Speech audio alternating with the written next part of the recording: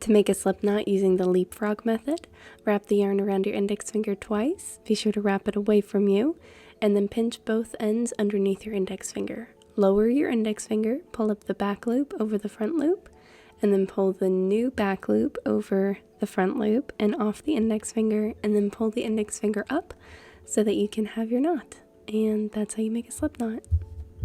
Then all you have to do is insert your hook into the loop, pull it tight, and you're ready to crochet.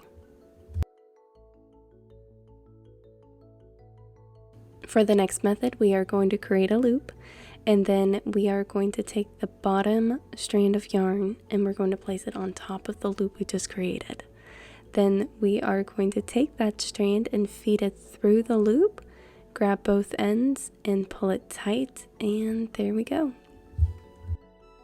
For the third method, we're going to wrap the yarn around our two fingers. I already have it pinched with my ring finger and pinky, and now I'm going to create an X on the inside of my fingers.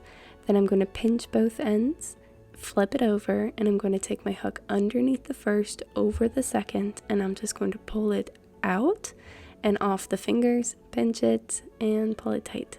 There we go. Now this last method is how I learned to do it in elementary school, so it comes with a fun little story. The mouse is running away from the cat, and it's running through the gate. Then it runs past two houses and up the tower. Then it jumps down in front of the fountain.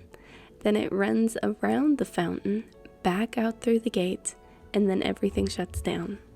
Using my crochet hook, I'm going to start from the bottom of my thumb, go through that loop, pick up the strand that's coming off the index finger, feed it through the loop, pull it off the thumb, and pull it tight, and now I'm ready to crochet.